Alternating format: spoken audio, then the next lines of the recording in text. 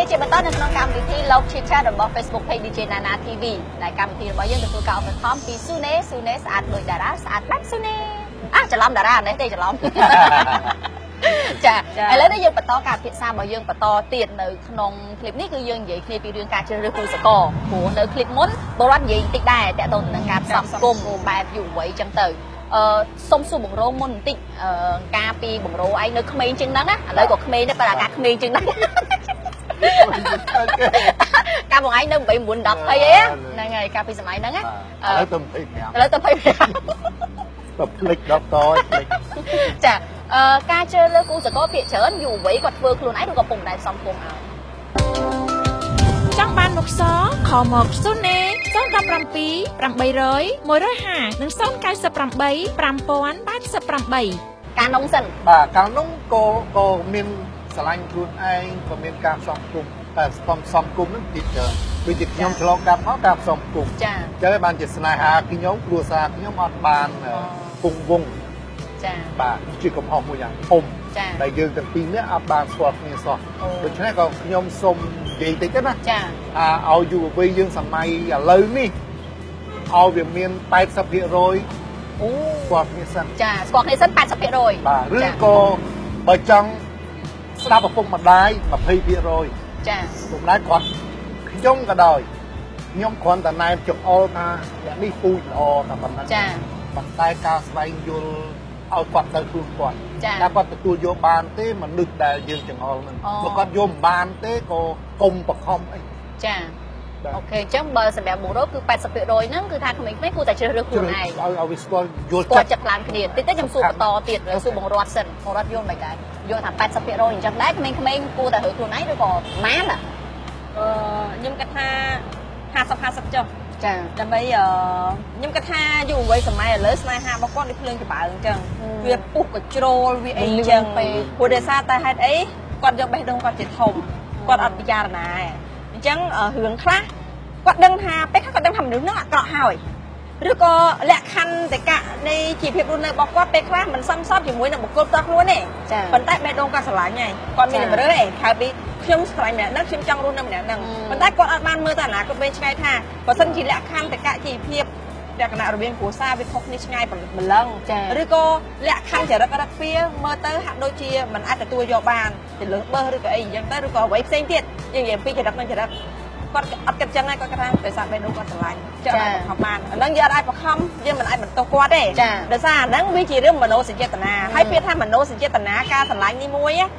ទោះបីដឹងថាអ្នកហ្នឹងជាចោលហើយក៏នៅតែស្រឡាញ់ដែរត្រូវហើយបងព្រោះហេតុអីមនោសញ្ចេតនាប៉ុន្តែមួយទៀតខ្ញុំចង់ឲ្យយុវវ័យគាត់ស្វែងយល់ថានៅពេលដែលយើងស្រឡាញ់អ្នកណាម្នាក់យើងត្រូវប្រើបេះដូងផងយើងត្រូវប្រើគូក្បាលផងដើម្បីយើងប្រៀបធៀបគ្នាម្នាក់ពាក់កណ្ដាលបានន័យថាយើងគិតផ្លូវនេះប៉ុណ្នេះល្អប៉ុន្តែយើងគិតមួយទៀតថាតើចរិតគាត់អញ្ចឹងឯមុខទៅរៀបការមួយគ្នាបានអត់ហើយមួយទៀតការស្រឡាញ់គ្នាពីរនាក់អ្នកខ្លះគាត់និយាយឲ្យអាត្មានិយមថាចេះកុំខ្វល់ឲ្យតែពីរនាក់ស្រឡាញ់គ្នាមិនបាច់តែខ្វល់ទេម៉ែអើសម័យនេះគេបង្ខំប៉ុន្តែសុំទោសសំណាក់គ្រួសារគឺសំខាន់មែនតើសំខាន់មូលហេតុអ្វីបើមិនជាមិនមានការគ្រប់គ្រងពីគ្រួសារទាំងសងខាងទេស្នេហានឹងទោះបីជាថិតថេរក៏វាពិបាកសម្រុះសម្រួលគ្នាដែរបានន័យថារកកម្មរកុសច្រើនផងចំណុចនេះចង់ត្រឡប់មកបង្រោតិចព្រោះបង្រោដូចជាឲ្យអត្ថភាពទៅលើយុវវ័យច្រើនរហូតដល់ 80% ពីខ្ញុំនិយាយនេះខ្ញុំឆ្លងកាត់ចិត្តខ្លួនឯង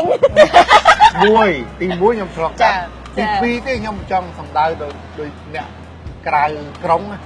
នៅស្រុកស្រែគាត់ភាគច្រើនតាមគុំម្ដាយតាមអីអញ្ចឹងដូច្នេះចង់ឲ្យគាត់ខាងនោះគិតថា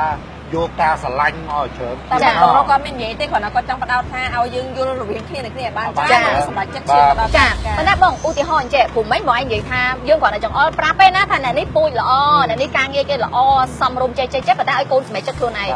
ចុះប្រសិនបើអ្វីដែលបងឯងយល់ឃើញពីម្នាក់ហ្នឹងមិនមែនល្អអញ្ចឹងទេអត់ល្អហ្មងយើងយល់ថាបុរសម្នាក់ហ្នឹងយើងក្នុងនាមជាឪពុកឬក៏ម្ដាយយល់ថាបុរសម្នាក់ហ្នឹងអត់ស័ក្តិសមប៉ុន្តែកូនយើងស្រឡាញ់អើយស្រឡាញ់ប្រាប់មិនទៅប្រាប់ថាចរិតកូនអត់តែចរិតម្នាក់ដែលកូនឯងស្រឡាញ់ហ្នឹងវាចេះចានិយាយដោយការយល់ឃើញវាស្ដាប់យើងលើកថែបឲ្យវាមើលខ្លួនវាចាចុះបើសិនយើងបញ្យល់យើងអីឲ្យបញ្ចុះបញ្ចូលហើយប៉ុន្តែដូចបុរសនិយាយមិនអញ្ចឹងតែថាស្រឡាញ់ហើយគឺងប់ងល់មែនតើក្មេងសម័យឥឡូវអញ្ចឹងបានថាសូមកុំឲ្យប្រញាប់ចាស្រឡាញ់ មុននឹងសម្រាប់ចិត្តថាប្រគល់ខ្លួនឲ្យម្នាក់ហ្នឹង អេធៀបការ រៀបការក៏ដោយប្រគល់ខ្លួនក៏ដោយសំខាន់អត់ទេខ្ញុំចង់និយាយការប្រគល់ខ្លួនមិនដឹងទៅស្អីឲ្យតាពិចារណាមែនទេ ចា បាទពីព្រោះ ប្រហែលពិចារណារយៈពេលប៉ុន្មានបង ហេយូរទៅដើរលេងមួយគ្នាមួយឆ្នាំពីរឆ្នាំនេះទៅ មួយឆ្នាំពីរឆ្នាំនោះអត់មានប៉ះពាល់ខ្លួនប្រាណណាគាត់ថាស្គាល់ចិត្តឡើងគ្នា ស្គាល់ដើរជាមួយមក ចាឲ្យដឹងចរិតរបៀបគ្នា ប៉ុន្តែការ ចា អូប្រគល់ខ្លួនហ្នឹងគឺកុំ ចា គេសុំកំឲ្យដែរមែនទេ មកគេចាប់ផ្ដឹម អានឹងចំពោះកូនស្រី ចាកូនស្រី កូនប្រុសហ្នឹងវាចេះតែចង់ អូយអាចជិតតែធន់ណាបើឲ្យកូនស្រីឲ្យគេការពារ មាន ខ្លួន មានទឹកបាបហើយហ្នឹងកូនប្រុស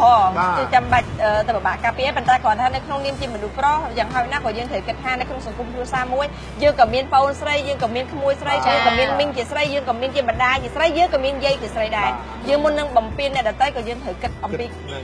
កិត្តិយសថាយើងក៏មានមនុស្សស្រីដែរយើងត្រូវឲ្យតម្លៃមនុស្សស្រី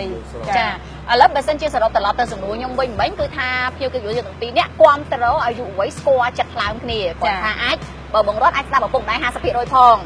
បើបងរត់ថាស្ដាប់ឪពុកម្ដាយ 20% ផងប៉ុន្តែត្រូវស្វែងយល់ឲ្យបានយូរមិននិយាយ ទៅផ្លឹប ផ្លឹប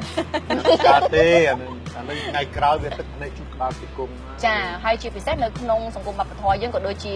យើងហៅថាអ្នកភូមិផងលបងជាមួយយើងណាជាទូទៅកូនស្រីហ្នឹងគឺថាបើសិនជាប៉ះពាល់ដល់ខ្លួនប្រាណហើយពិបាកនឹងសាងកិត្តិយសឡើងវិញណាខុសពីកូនប្រុស ដោយសារយើងអាចនិយាយថាមួយភាគធំនៅស្រុកខ្មែរយើងនេះពេលដែលគាត់រើសដៃគូស្រឡាញ់របស់គាត់គិតតែពីរអ្នកគ្នាគាត់ទេគាត់អត់គិតបរិស្ថានបរិយាកាសជុំវិញសមាជិកគ្រួសារគាត់អត់គិតថាទៅជាស្អីទេសំខាន់តែគាត់បានស្រឡាញ់គ្នាប៉ុន្តែធៀបពិតទៅមនុស្សពីរអ្នករស់នៅជាមួយគ្នាបានតែមានការគ្រប់គ្រងពីមនុស្សជុំវិញខ្លួនជាច្រើនការលើកទឹកចិត្តការការពារអត់ទៀតថាប្តីប្រពន្ធពីរនាក់បើសិនជាគាត់ស្រឡាញ់គ្នាតែពីរនាក់ពេលគាត់ឈ្លោះគ្នាទៅគេបន់ឲ្យតែគាត់បែកគ្នាទេដោយសារគាត់มันមានអ្នកណាគេគ្រប់គ្រងចាប៉ុន្តែបើសិនជាគាត់មានការយល់ព្រម50% គ្រប់គ្រងពីអ្នកជុំវិញខ្លួនទៅពេលដែលគាត់មានបញ្ហាពួកគាត់ក៏ជាអ្នកជួយសាស្ត្រានៃស្នេហារបស់យើងដែរអានេះគឺវាសំខាន់មែនតើហើយកុំនិយាយថាឲ្យតែពីរអ្នកយើងស្រឡាញ់គ្នាគឺចាប់អត់បញ្ហាព្រោះស្នេហាខ្ញុំឃើញថាស្នេហាសម័យនេះដូចភ្លើងចម្បើងអញ្ចឹងពេលខ្លះវាលឿនជាមួយយើងពេកក៏វាលឿនជាមួយអ្នកដទៃដែរ ចា